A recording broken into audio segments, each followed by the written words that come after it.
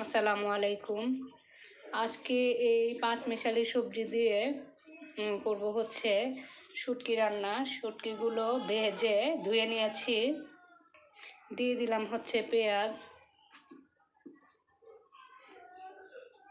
দিয়ে দিলাম লবণ, শুটকিগুলো দিয়ে দিলাম, পরিমাণ মতো মশলাও দিয়ে দিলাম।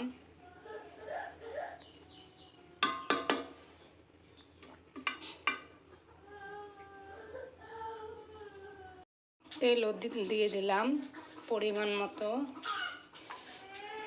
আজকে মাখা মাখা তরকারি রান্না করব, মাখিয়ে, এবং মাখা মাখা ঝোল থাকবে।